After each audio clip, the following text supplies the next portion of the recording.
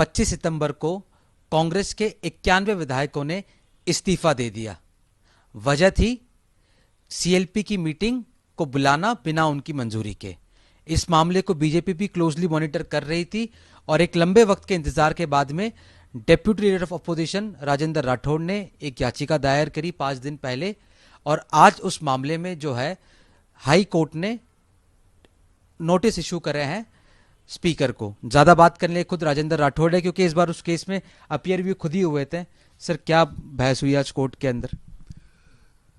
25 सितंबर यानी 70 दिन पहले जिन विधायकों ने कांग्रेस के अंतर्कलह के कारण जब मुख्यमंत्री के बदलने का मामला आया तो पर्यवेक्षकों के समक्ष उपस्थित होने के बजाय समानांतर बैठक करके सीधे विधानसभा अध्यक्ष जी के सम्मुख जाकर स्वेच्छा से अपने अपने हस्ताक्षरों से अलग अलग त्याग पत्र दिया, जिस पर आज तक माननीय अध्यक्ष विधानसभा में ने निर्णय नहीं लिया। हमने 4 बार, एक बार स्वयं ज्ञापन दिया प्रतिपक्ष के नेता के साथ जाकर और 3 बार प्रतिवेदन दिए।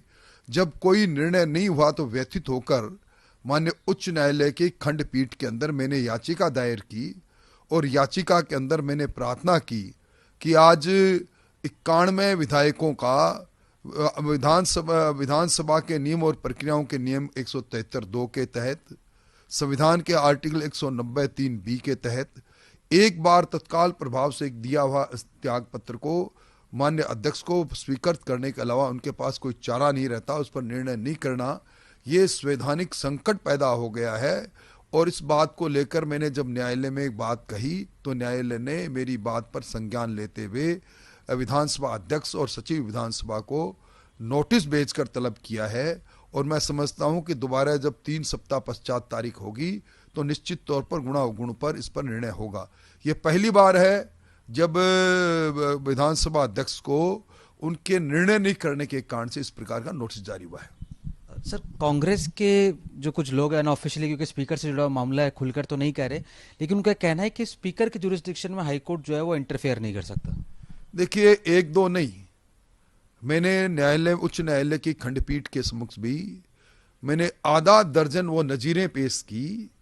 बाला साहब का प्रकरण पेश किया, शिवराज सिंह बना मध्य प्रदेश विधानसभा का मामला पेश किया, जिनके अंदर दर्जनों ऐसे नजीरें पेश की जिसके अंदर विधानसभा अध्यक्ष के निर्णय नहीं करने के पश्चात माननीय न्यायालय ने हस्तक्षेप किया और माननीय न्यायालय ने निर्देश जारी किया।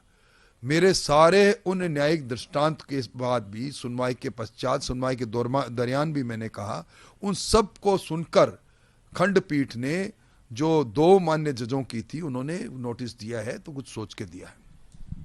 सर, आप पार्लियामेंट्री अफेयर्स के एक्सपर्ट भी माने जाते हैं अगर पार्टी लाइन सेट के बात करें, लेकिन आपको क्या लगता है कि स्पीकर इस इस्तीफे को मंजूर क्यों नहीं कर रहे हैं?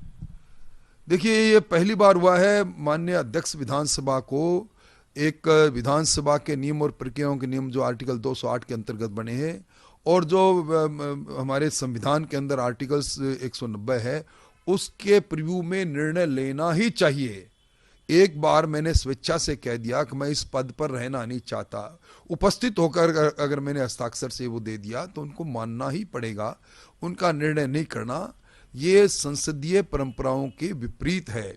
इसी प्रकार दल बदल याचिका भी जो 6 मान्य बहुजन समाज पार्टी के सदस्यों ने बिना अपने पैतृक दल के और उन्होंने विलय किया कांग्रेस पार्टी में, वो दल बदल याचिका आज भी माननीय अध्यक्ष महोदय के पास 2 वर्ष से लंबित है।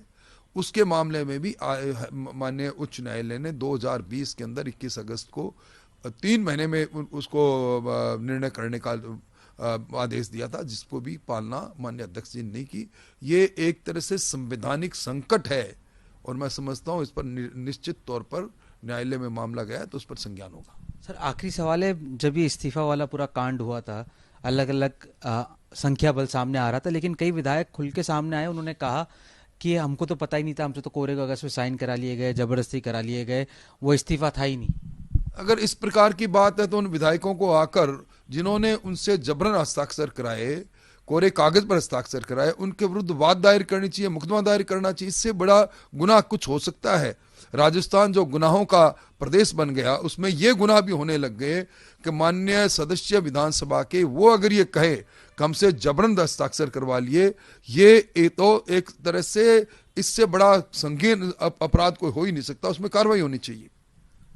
ठीक है, ये हमारे साथ थे राजेंद्र राठौड़। इन्होंने कहा कि सरकार जो है किस स्टेटस में है, विधायकों के इस्तीफे पे जो स्पीकर जो है वो खुलकर अपना फैसला ले, ताकि समझ में आए कि अभी गवर्नमेंट का स्टेटस क्या है। कैमरा पर्सन मनीष कुमार के साथ जयपुर से जय किशन शर्मा।